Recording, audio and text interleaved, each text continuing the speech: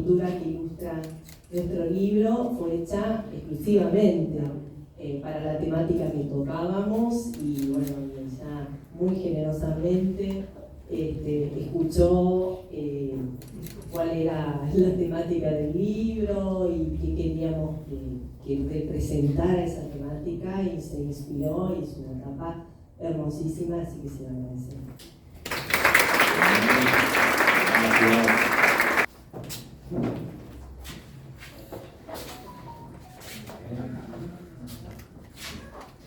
Declaración entonces de interés municipal por parte del Consejo. Andrea, Santiago, Bruno, Florencia, Carlos, Mica, los chicos que están presentes.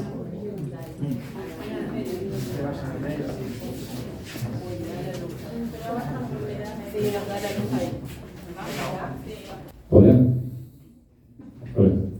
Bueno, antes que nada, buenas tardes a todos y a todas.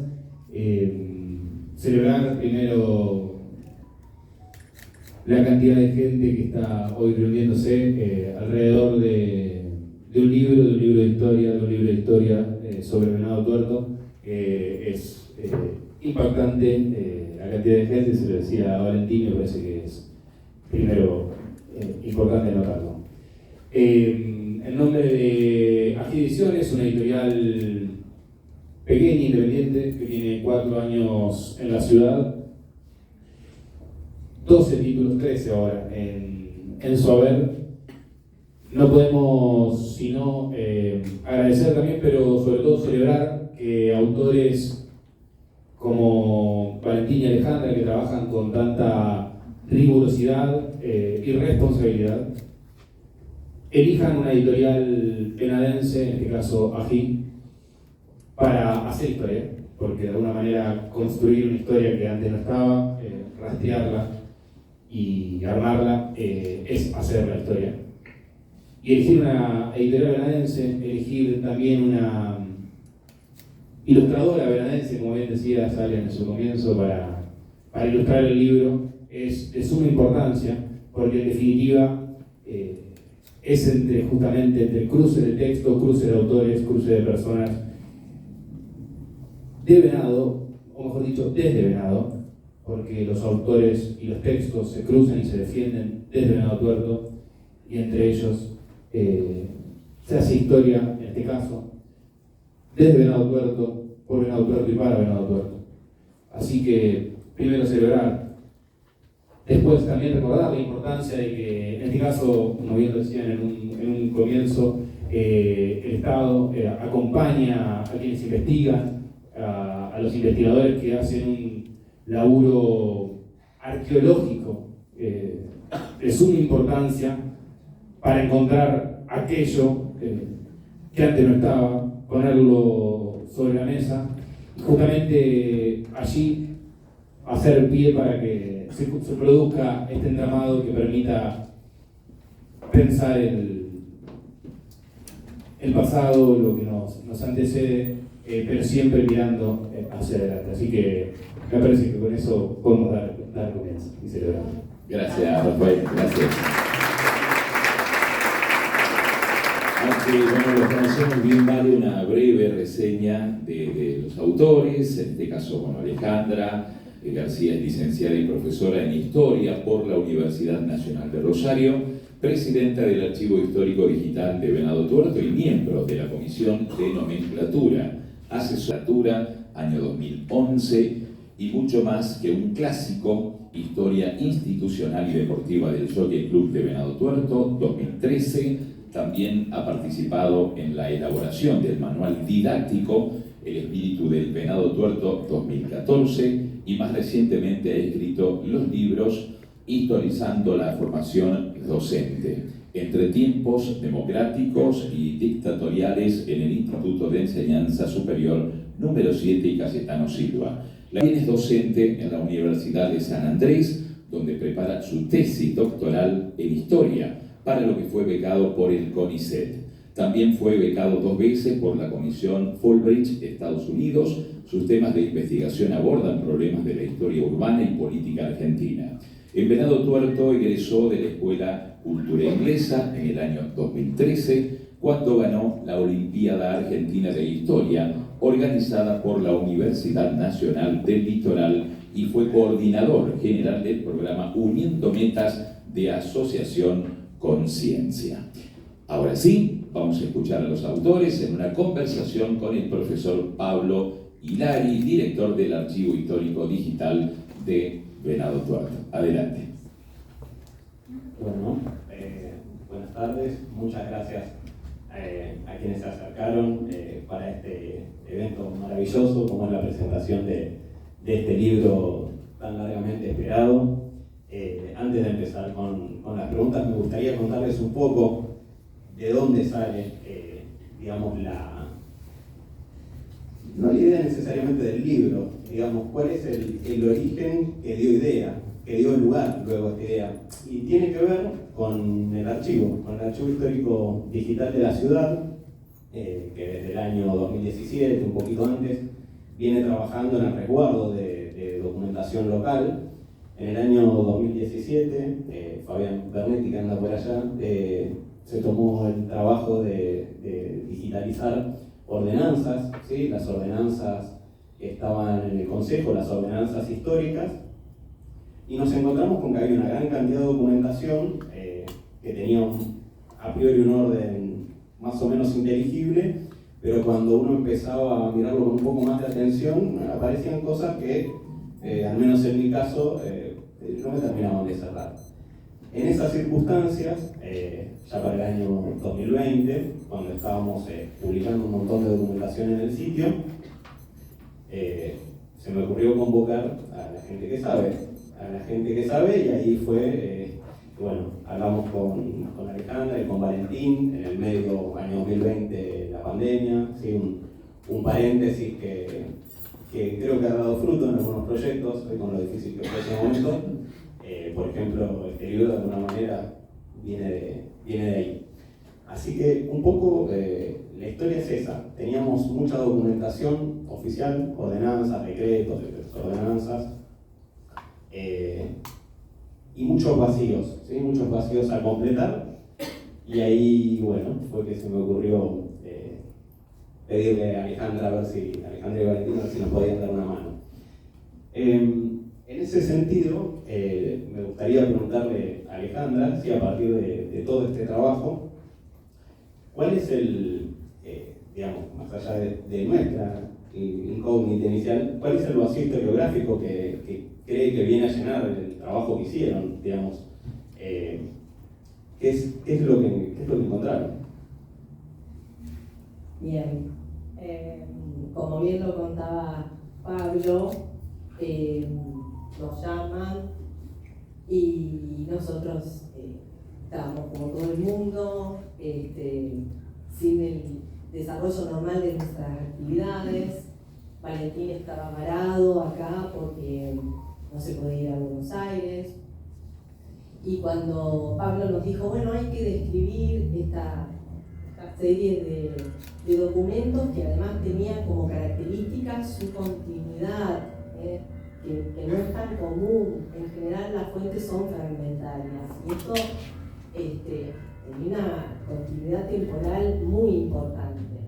Dijimos que sí, pero claro, empezamos a hacer una actividad de gestión documental, escribiendo fuentes, que no es la actividad del historiador. O sea, nosotros cada vez que hablábamos con Valentín decíamos, esto está buenísimo para escribir.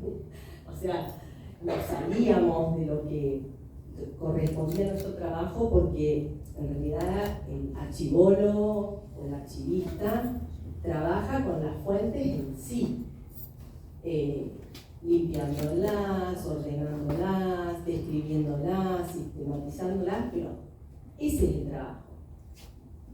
Para el historiador, la fuente es un medio para llegar a la escritura de la historia.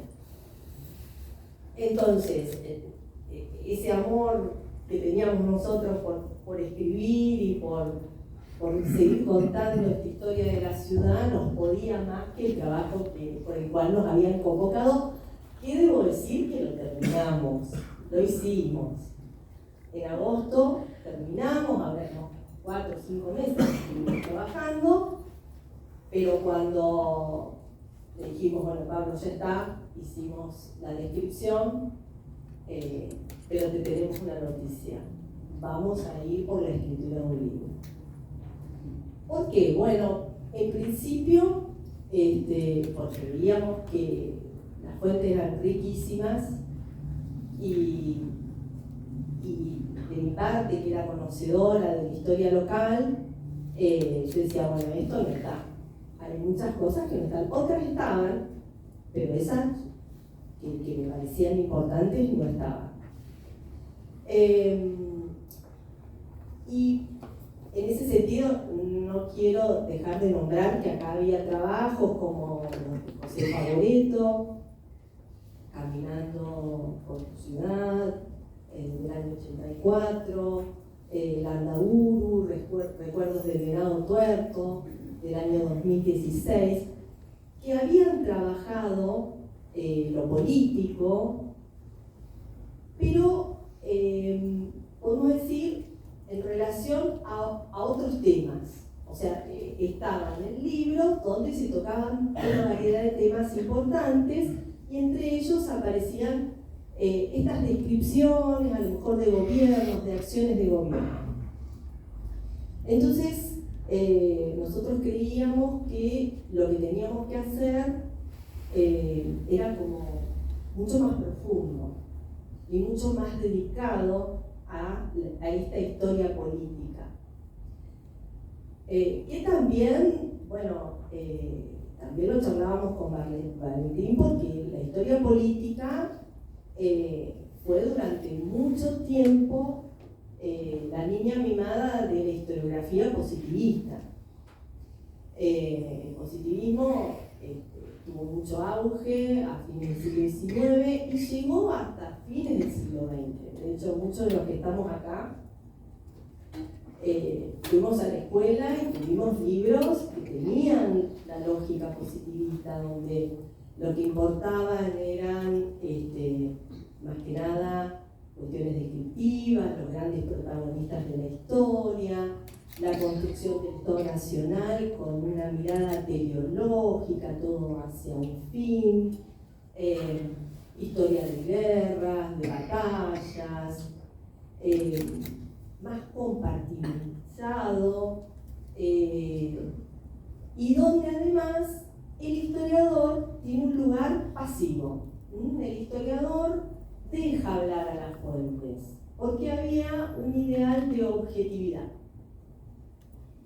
Esa historia y esa forma de hacer historia entra en decadencia a fines del siglo XX y comienza lo que se llama la nueva historia política, que se nutre mucho de la historia cultural, porque hay una nueva historiografía que empieza a decir, bueno, se puede hacer historia económica, demográfica, social, de las mentalidades, y donde además el historiador tiene un lugar protagónico, en el sentido de que es el que interpela a las fuentes, es el que le pregunta.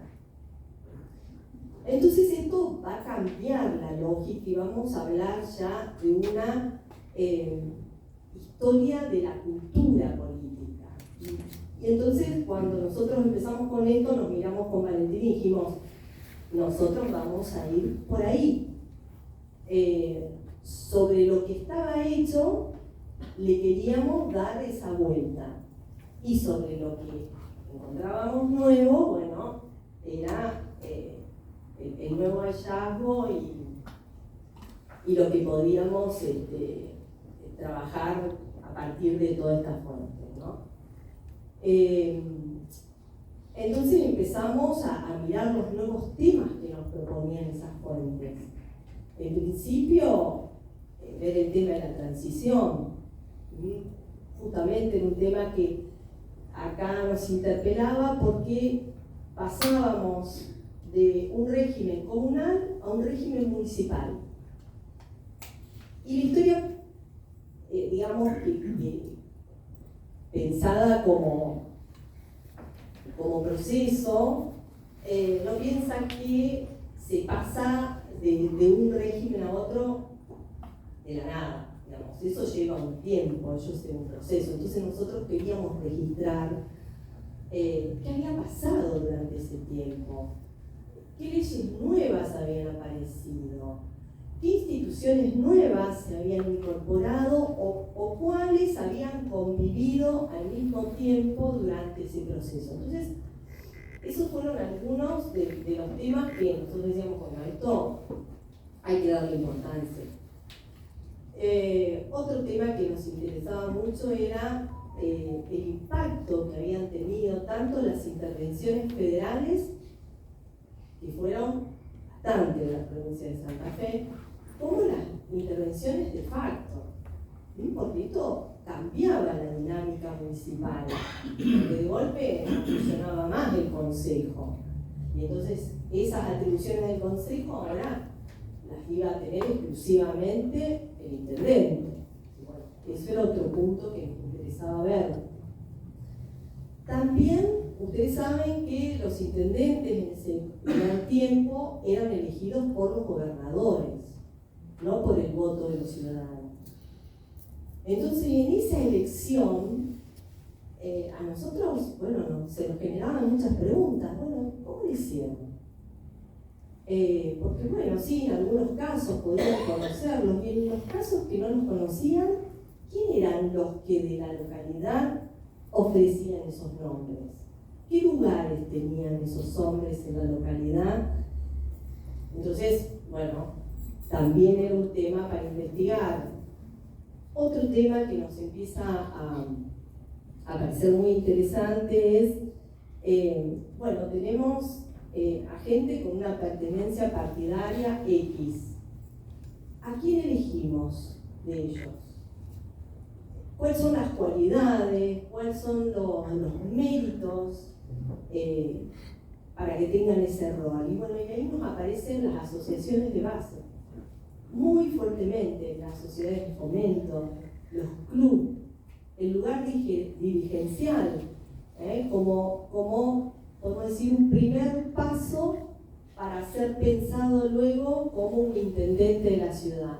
Ser el presidente del Jockey Club, ser el presidente del Club Newbery, ser el presidente del Centenario, ¿sí? Entonces, empezamos a ver con más detalle todos esos elementos que nos parecían que eran importantes para ir abriendo y complejizando toda esta temática. Y ver también lo contingente que tiene lo político.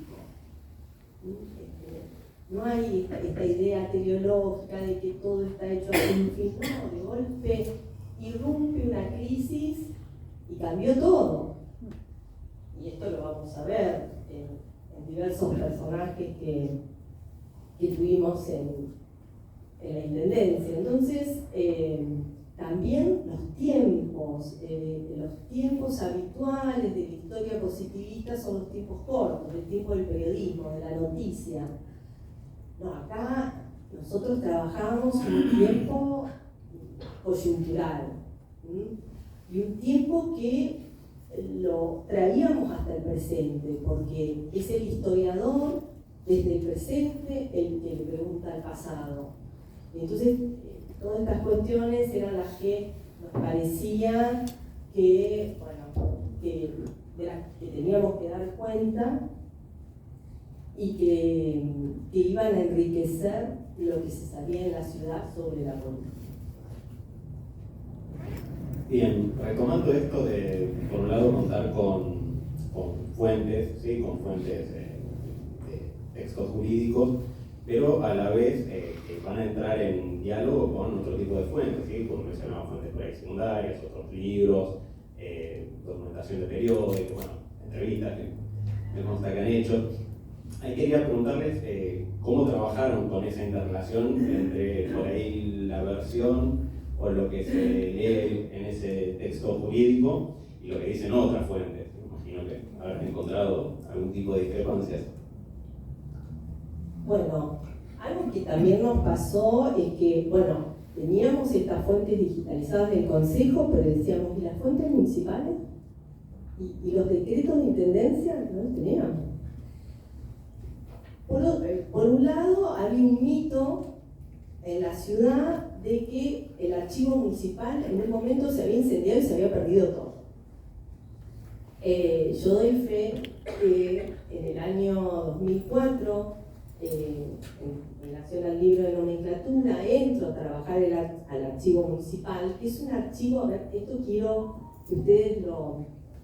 Es un archivo municipal que no está, o que no estaba, porque ahora hubo cambios importantes, que no estaba dividido en distintos niveles de archivos. ¿Sí? Porque en un archivo municipal tiene que estar lo que tiene que ver con la gestión pública del municipio, que es todos los trámites que hacemos diariamente, los pedidos, bueno, las reuniones, bueno, todo lo que esté en vigencia en un municipio. Ahora, pasaron 50 años y hay un pedido de que debemos acortar los yuyos a la vereda de tal lugar. Y eso tiene que ir al archivo intermedio. Y en el archivo intermedio se decide, ¿esto se destruye o esto lo pasamos al archivo histórico? Y ahí tenemos los 3 niveles de archivo. Entonces, en nuestra ciudad teníamos un solo archivo, el administrativo, que englobaba todo. Cuando yo empiezo a trabajar, año 2004, me dan permiso para entrar al archivo. Hay un señor que era un funcionario municipal, pero que tampoco tenía la expertise de ser archivista, que también se estudia. Bueno, Pablo ha estudiado en ese sentido. Y entonces me pasaba que yo decía, bueno, ¿hay algún libro? Yo en ese momento buscaba de 1910, y él me decía, mira, yo algo viejo había, lo escondí porque estaba ahí, pero para que te lo busco y lo encuentro.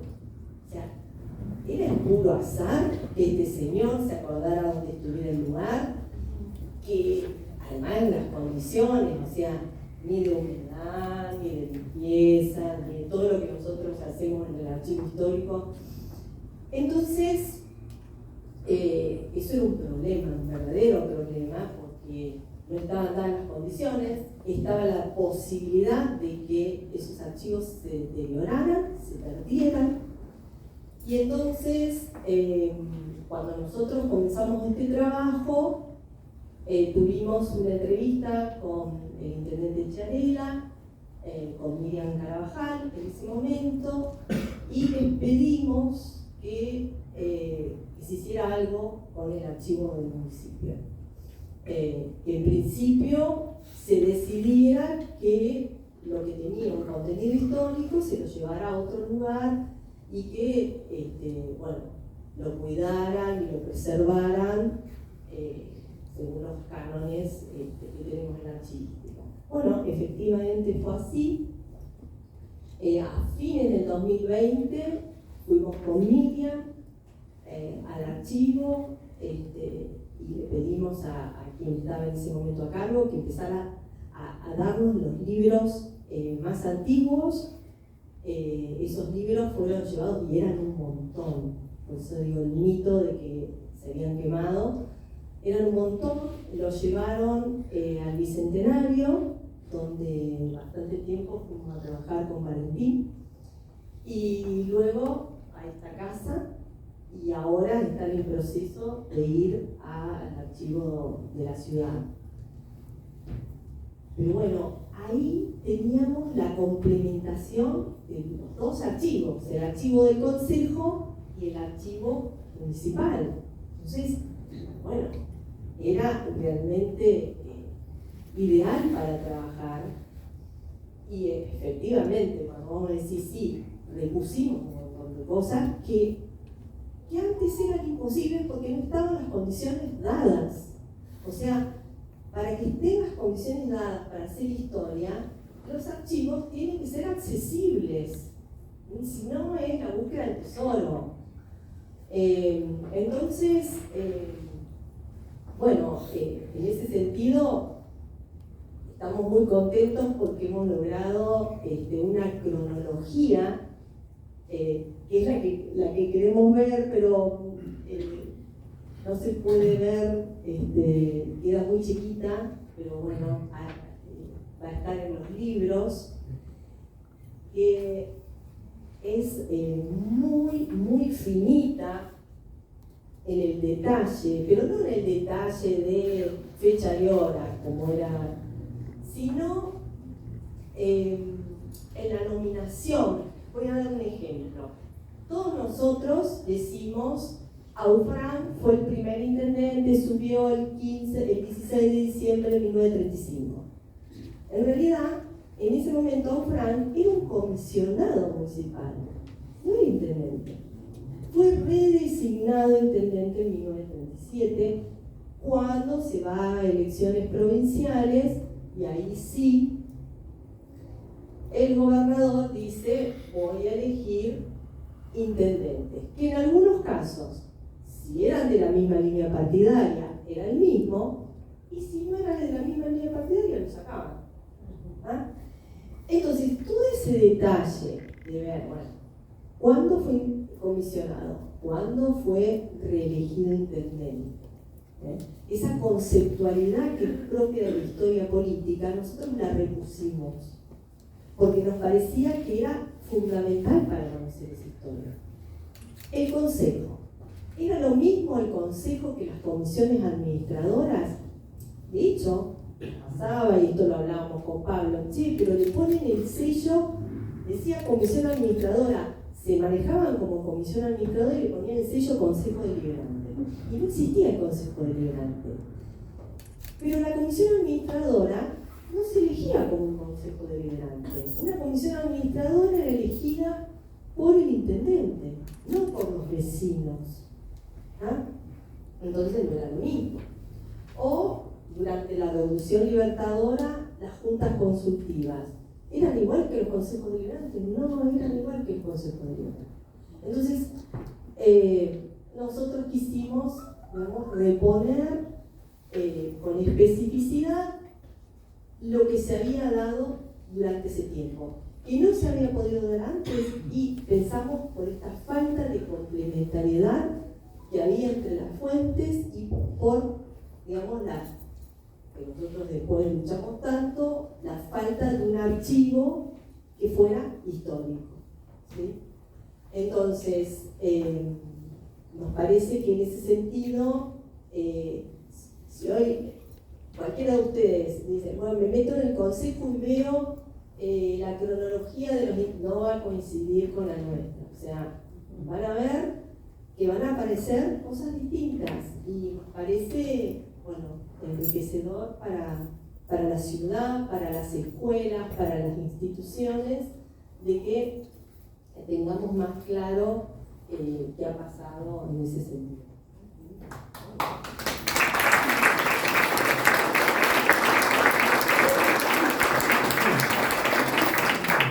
Ahí justamente lo que está comentando Ale era la dificultad que teníamos para iniciar el trabajo con el archivo. No había fuentes locales de las cuales un archivista pudiera valerse para, viendo el documento, poder articularlo en un momento histórico y en particular con un determinado esquema de agregar, que casualmente lo que investiga el libro, como va variando, entre otras cosas, como va cambiando a través del tiempo. Valentín, te veo muy callado, así que quería hacer una pregunta que tiene que ver con el título del libro, creo que tuviste ahí como responsable. ¿Y qué quiere decir esto del municipio para armar? Algo me puedo imaginar con lo que viene diciendo Ale, pero ¿en qué estaban pensando? Sí, un poco lo adelantó ella, ¿no? Pero por ahí lo que tendríamos que agregar es que, o comparar, ¿no? O sea, desde 1983, con el retorno de la democracia, el régimen municipal, que es el subtítulo de este libro, ¿no? Una historia del régimen municipal, no viene sufriendo alteraciones. Incluso hemos sufrido alteraciones a nivel nacional, ¿no? Un presidente renunció, otro se fue 6 meses antes, eso acá no ocurrió, ni siquiera hubo ese tipo de alteraciones a nivel local, pero además no hubo ninguna de las intervenciones de las que habla Alejandra, ¿no? Desde el 83 en adelante no hubo ningún golpe de Estado, no hubo ninguna intervención federal, que yo sepa, en la provincia de Santa Fe. De manera que este periodo, el que aborda el libro, que es el del 83 hasta el 35, es como el reverso de la vida política reciente, ¿no? Son 50 años en donde, desde 1930 con el primer golpe de Estado hasta el 76 con el último, la provincia de Santa Fe, por efecto de la municipalidad, sufrió permanentes, permanentes rearticulaciones, permanentes rearmados. Por eso se llama municipio para armar, porque no está claro, ni está dicho, ni es estable cuál es la forma del régimen municipal durante esos 50 años. Con cada intervención federal en la provincia, con cada golpe de Estado, con cada dictadura que comenzaba, e incluso en periodos constitucionales, con nuevas leyes orgánicas de municipalidades, con leyes de emergencias, con decretos, se alteraba la forma del régimen municipal y eso me parecía que le daba sentido al título, ¿no? Son 50 años en donde el municipio está en rearmado y rearticulación permanente, no solo el municipio, sino el país, ¿no? O sea, es un desprendimiento de la historia del país lo que ocurre a nivel municipal. Tiene su especificidad, pero se corresponde con eso, ¿no? Con un ciclo de interrupciones y de entretiempos democráticos y dictatoriales que tiene la historia argentina de estos 50 años. Entonces, cada periodo, con lo que dijo Alejandra, nosotros lo que hicimos fue construir hipótesis, ¿no? Para cada periodo, para cada momento, hay una hipótesis que trata de extraer sentido sobre por qué y cuál fue el resultado de ese cambio en el régimen político local. ¿Qué significa que la última dictadura sea un régimen autoritario? ¿Qué significa que el último intendente del año 73 asuma en el marco una democracia vecinal? ¿Qué significa un régimen corporativo? El municipio, cuando se quedó sin el departamento deliberante, sustituyó esa falta de representación con comisiones asesoras, con juntas consultivas, y por momentos sin nada. Esa representación quedó restringida por completo en el último periodo. Entonces, a eso va el punto, ¿no? A que el municipio se rearma con cada cambio y que eso es un resultado de la historia argentina de esos 50 años. Eso explica el título. Bien, me voy a permitir hacerles un par de preguntas que por ahí son un poco spoiler del contenido del libro, pero como para que sepan el tipo de historias, el tipo de investigación que han hecho tan rica que la verdad uno se deslumbra de historias que eran totalmente desconocidas, por lo menos en sus pormenores. En ese sentido, y hablando de la ruptura que decís, Valentín, con los últimos años, del 83 para acá, ¿sí? Relativamente estables en el plano municipal, versus toda la vida anterior, yo encontraba una suerte de continuidad entre ambos casos, ¿sí? Como bien saben todos, del 83 para acá, todos los intendentes que hemos tenido y venimos teniendo coinciden en su duración en el cargo, más allá de un término de gobierno. No es el caso en general para todo el periodo anterior, ¿sí? Tiene una altísima rotación, pero hay una excepción, y quisiera saber si tenés alguna hipótesis al respecto, Valentín, porque esta persona sí pudo o sí reincidió en el cargo, ¿sí? Sí. Pablo se refiere a la figura de Fernando López Auqué, que fue intendente, bueno, si vamos a respetar, fue intendente 2 veces y una fue comisionado, ¿no? Que no es lo mismo. Fue comisionado en la última fase de la Revolución Libertadora, en tiempos en que el Partido Demócrata tomó la provincia de Santa Fe. El Partido Demócrata era un partido provincial, él pertenecía a ese partido, ¿no? A secas, no Partido Demócrata Nacional ni Demócrata Progresista. Partido Demócrata, el PD, era un partido provincial heredero del Partido Demócrata Nacional, que era a su vez el heredero del Partido Autonomista Nacional, o sea, partidos conservadores. El Partido Conservador del periodo oligárquico, después se rearticula en el Partido Demócrata Nacional en la década del 30, la presidencia de Justo, y los anicos en los que queda ese partido durante el peronismo hace que se fragmente en las distintas provincias. Hoy hay partidos demócratas todavía en pie en la capital federal. La vicepresidenta de la Nación era la titular del Partido Demócrata de la Ciudad de Buenos Aires, o sea, todavía existe esta figura, pero durante el siglo XX solamente tenía pie provincial, hacía pie en la provincia de Mendoza y en la provincia de Santa Fe en Venado Tuerto, o sea que éramos excepcionales, básicamente. Ganaba acá, el Partido Demócrata no ganaba en ninguna parte. López Auqué, de hecho, era la cabeza del Partido Demócrata a nivel provincial. López Auqué, y ese partido a su vez era la herencia real padre de López Auqué, que era de Maggiolo, ¿no? Los López Auqué eran de Maggiolo, o sea que tuvimos eso otra constante, estuvimos gobernados por gente de los pueblos. Los venadenses no quisieron nunca agarrar salvo algunos. Pero bueno, López Auqué era hijo de un radical antipersonalista, los radicales que estaban opositores a Irigoyen, digamos, ¿no? Que eran conservadores. Entonces López Auqué es designado en el 57, eso lo trabajó Alejandra, en un momento en el que hay un problema con el abastecimiento eléctrico muy grande, se quedaban sin luz todo el tiempo. López Auqué resuelve ese problema. Después las elecciones, después el intendente pasan a ser los radicales intransigentes, los frondicistas. López Auqué empieza a ganar elecciones como concejal, pasa a presidir el Jockey Club en el año 59. En el 59 es presidente del Jockey Club, lo que decía Alejandra, ¿no? Muchos muy vinculados con los clubes, otro dato. Presidente del Jockey Club, gana como concejal en el 59, después pierde y ahí se empieza a tallar lo que va a hacer López Auqué. Porque cuando pierde la segunda elección, pasa a presentarse por un partido vecinal. Abandona la marca, Partido Demócrata, y dice ahora me voy a presentar por un partido vecinal. Primero se llamó Acción Vecinal por Santa Fe, después se llamó Unidad Vecinal, que fue el partido que ganó las elecciones en el 1973, cuando gana Perón, Cámpora, en realidad Cámpora a nivel nacional, después Perón.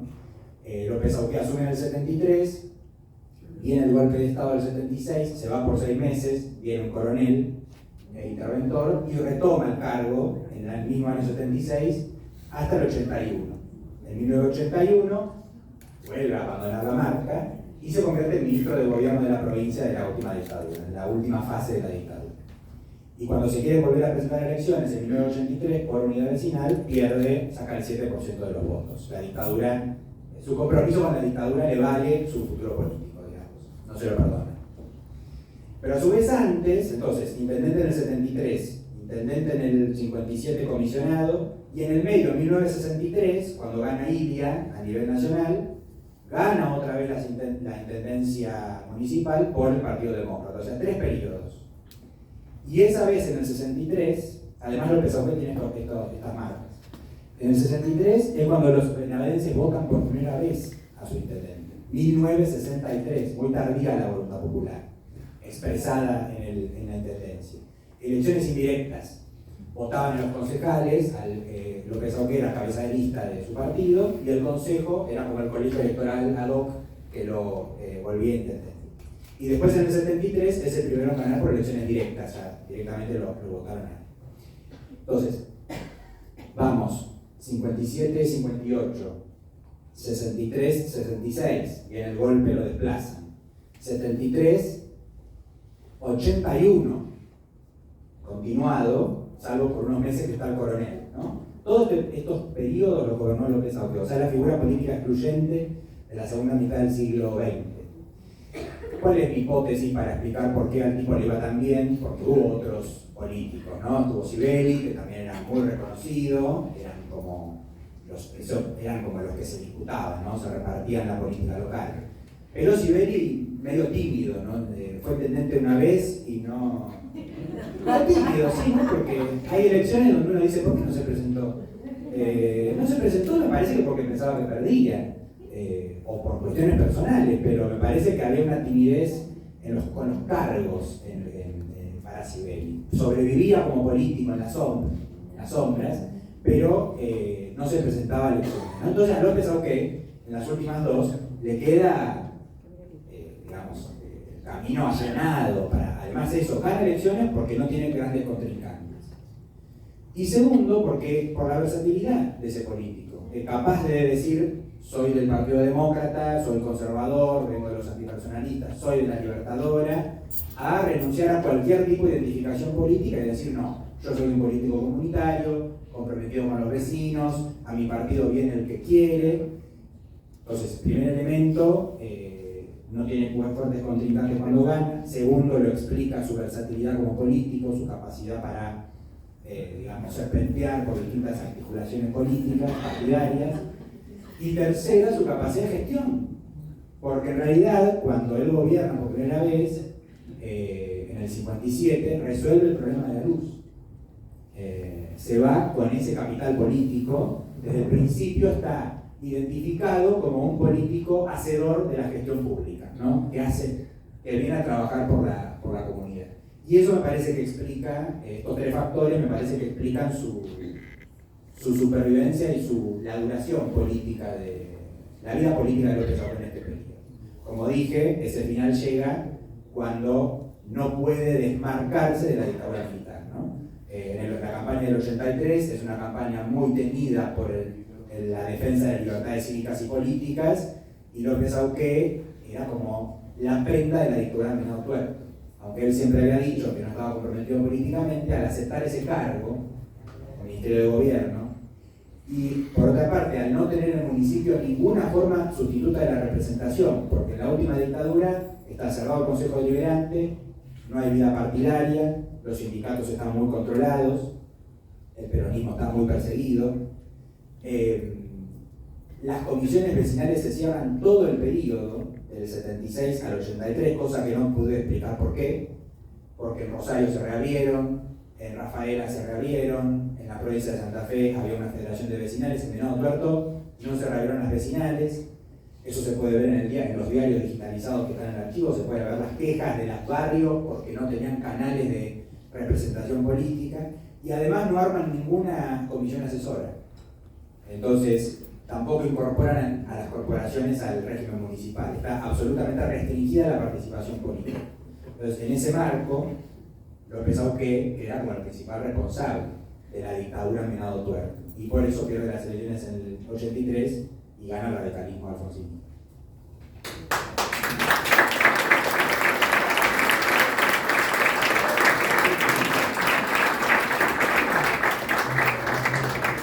Yo agrego algo que muchos lo saben, pero otros no. Él fue mi alumno, mi alumno.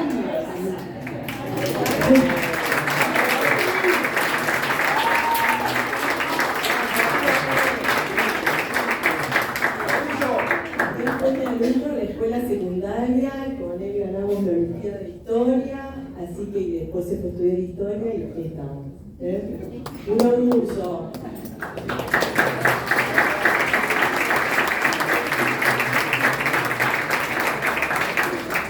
Bueno, una más y de mi parte ya, de lo que quería preguntar sí o sí, ya viene.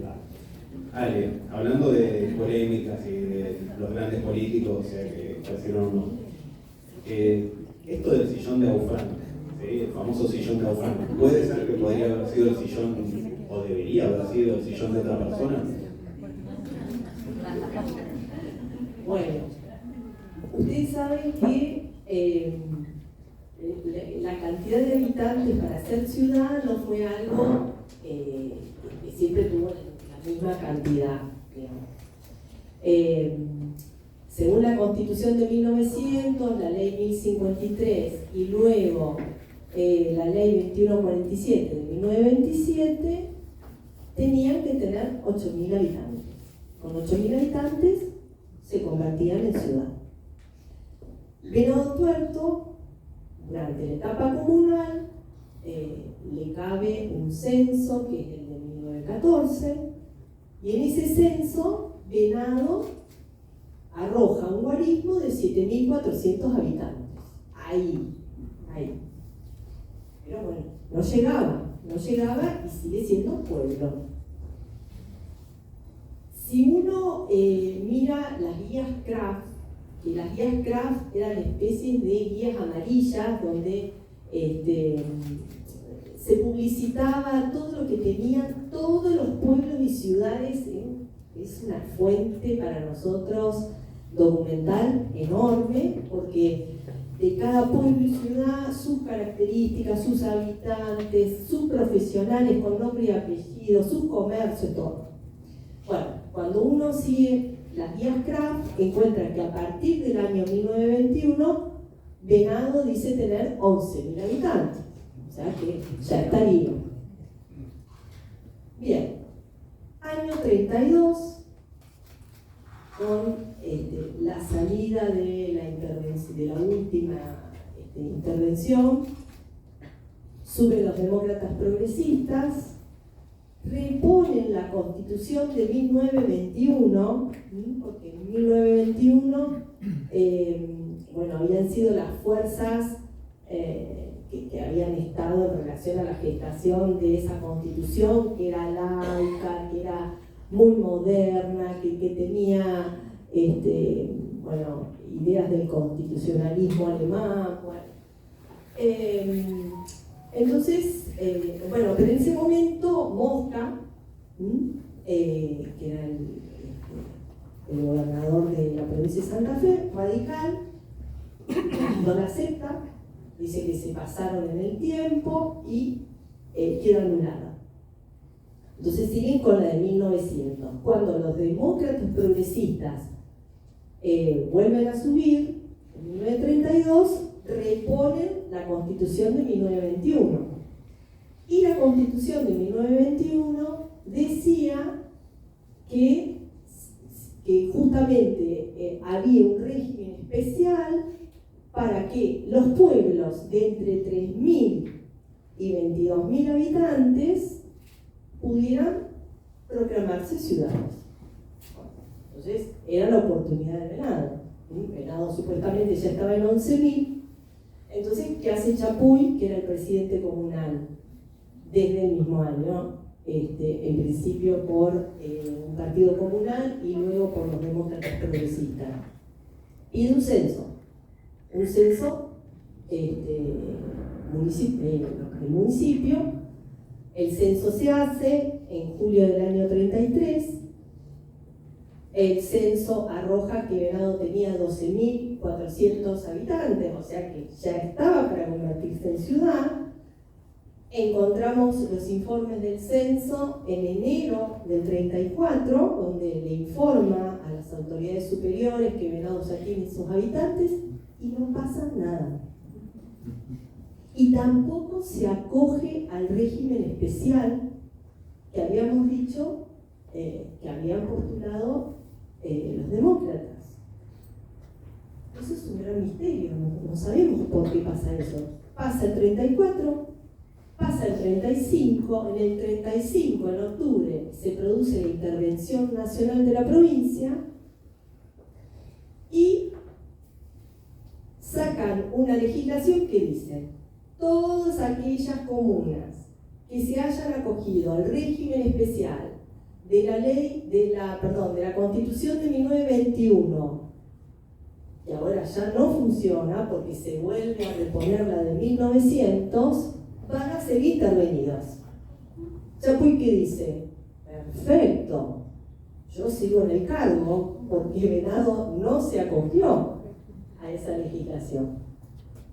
24 de noviembre de 1935, Aufranc llega a donde estaba reunido la comisión y les muestra que la provincia había intervenido en la comuna de Venado Tuerto. Chapuy le dice: no puede ser, resisto, lo invita a irse del lugar. Hace un escrito donde saca todos los argumentos por los cuales a Venado no le correspondía esa intervención. Sin embargo, 2 días después, el 26 de noviembre, llega Aufranc con la fuerza policial y Chapuy se tiene bien. Entonces, Aufranc pasa a ser ahora comisionado comunal. Esto, 26 de noviembre del 35. 16 de diciembre del 35 llega la declaración de la provincia de que Venado se convierte en ciudad.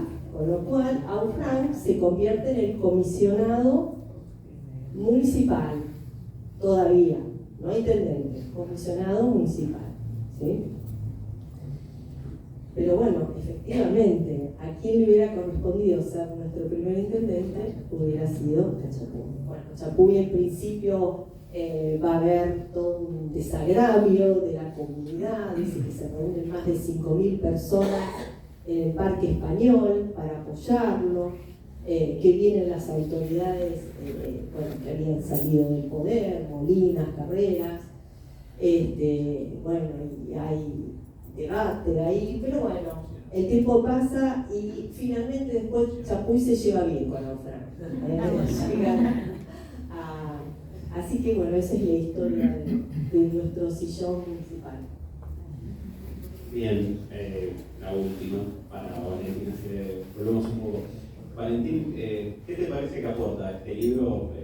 No solo por ahí para el ámbito de la historia, pienso también con las caras y algunas cosas que veo acá, para por ahí los interesados en la política, para la juventud, etc. No sé. No sé. Bueno, para la historia quedó claro, me parece. Para algo más que la historia, yo no sé cuál es la sensación que tienen, pero la sensación que siempre tuve yo, de haber nacido y crecido acá, es como que Venado no tenía pasado. Digamos. ¿Qué había detrás de estos 3 intendentes que se repitieron 3 veces en los mandatos del 83? Uno no sabía, armaba de retazos en algunos actos, no sé, lo que había pasado en la dictadura, los desaparecidos, el sillón de Aufranc, pero más que eso, Sibeli, no sé si Sibeli o el barrio Sibeli, pero no era el barrio Sibeli, no era ni Sibeli ni. Entonces, claro, yo creo que lo que hace es poner, digamos, el libro, lo que va a hacer me parece el que se meta con paciencia, con un lapicito en la mano, porque, digamos, no es coser y cantar, o sea, el libro tiene su complejidad, como ven, tiene fuentes, tiene preguntas, tiene hipótesis, es jugoso. Yo creo que se van a enterar de que Venado no era una isla, que es también la fantasía que tenemos siempre, ¿no? Ayer venía de Buenos Aires en el colectivo y llegás a Venado y es como que parece que todo lindo, limpito, como que va ahí como una burbuja, ¿no? Que todo es ya pujante, las miradas del sur, ¿no? Todo ese mito o ese relato muy, digamos, muy encantador, digamos, que romantiza, me parece, romantiza y en consecuencia aplana el pasado de la ciudad. Le quita cambios, le quita conflicto, y lo que el libro muestra es que, lo acaba de decir Alejandra, conflicto había de todo el tiempo, porque la política es la política en todos lados, y Venado está inscrita, y ese es uno de los ejercicios más grandes que hace el libro, en relaciones políticas y territoriales que le exceden. O sea, la provincia de Santa Fe y el país, la historia política del país no es independiente de lo que ocurre acá, y Venado no fue en ningún momento aséptica en este sentido. Puede haber habido momentos en los que algunos experimentos políticos, por ejemplo la penúltima dictadura, del 66 al 73, bueno, ahí uno podría decir Venado estuvo bastante al margen de lo que pasaba en las grandes ciudades, ¿no? El ascenso de la guerrilla, la vida social muy interrumpida por la violencia política, y acá eso no pasó. Y yo creo que parte una de las hipótesis de por qué gana López Auqué en 1973, es porque los venadenses medio que están pidiendo la continuidad de lo que pasaba antes, ¿no? Una etapa relativamente pacífica en términos políticos, pero diría que es casi la única excepción, en donde uno ve que una ciudad, pero bueno, hace a la especificidad y a la historia local, ¿no? Lo que queremos reponer acá. Así que a mí me parece que el aporte es pensar la política, pensar el pasado político de una ciudad, pensar las relaciones territoriales entre una ciudad con la provincia y la nación, pensar el conflicto, las tensiones, cómo se resuelven las tensiones, los conflictos en los grandes cambios históricos, y sobre todo eso, enterarnos de que la ciudad estuvo inmersa en una historia que es la de los argentinos, es la de los argentinos y la de los santafesinos, ¿no? Formamos parte de esa historia y hay que tratar de extraer sentido de ese hecho, de esa realidad. Creo que puede aportar en eso y ojalá puedan poner al libro en diálogo con otros trabajos, que no sean solo de Venado. Podamos empezar a tensionarlo y a compararlo con lo que pasaba en otros lugares y con lo que pasaba en el resto de la provincia, de la que sabemos poco por otra parte. Muy difícil construir un contexto provincial. Creo que el libro también va a ayudar en eso, a iluminar procesos provinciales que no conocemos. Hemos hecho un esfuerzo enorme por identificar, no sé si se escucharon, interventores. Si les nombro los apellidos de los interventores, no se conocen a nadie, y nosotros tampoco los conocíamos, ni idea. Decir Partido Demócrata y tener que aclararle lo que era el Partido Demócrata, nosotros tampoco sabíamos que existía el Partido Demócrata. Bueno, pero todo eso no era Venado, todo eso se explica en un contexto político que excede de la ciudad, que la pone en relación y que por supuesto la destaca por momentos de manera específica. Así que creo que esa es la apuesta del libro, y bueno, no se empapa de la sociedad y la política que nos rodea más allá de los límites de la ciudad.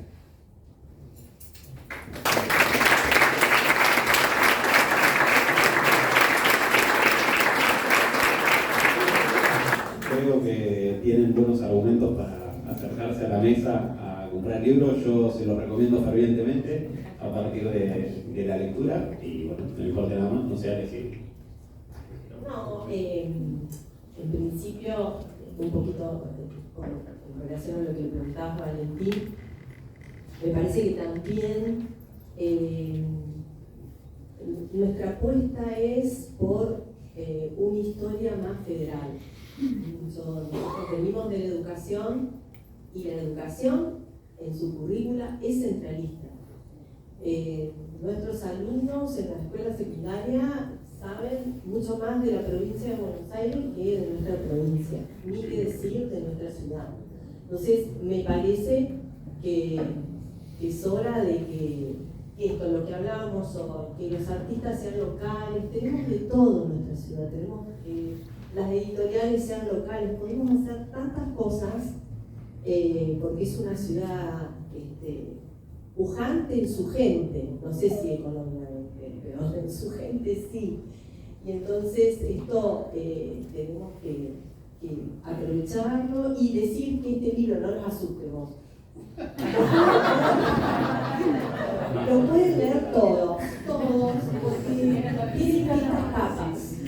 Entonces lo puede leer un docente, lo puede leer aquel que viene de la política, lo puede leer un vecino y lo va a entender de todas maneras y hará sus relecturas.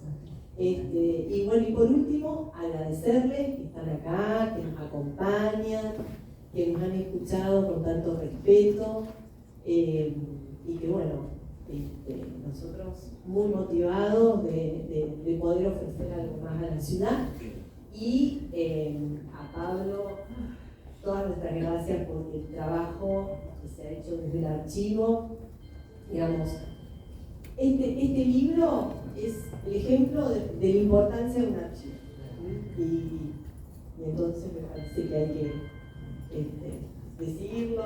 Y aparte, Pablo, nosotros lo habíamos empezado en el 2020, después tuvimos otras cosas, yo tuve lo de Cayetano y Pablo era el que decía, lo tienen que terminar. Lo tienen que terminar, lo terminaron. Así que, bueno, muy contentos. Gracias a todos.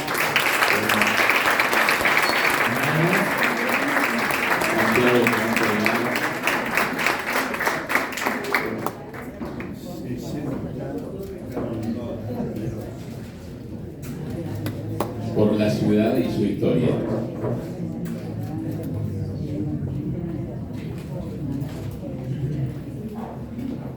Bueno, muy bien. ¿Alguien quiere hacer alguna pregunta?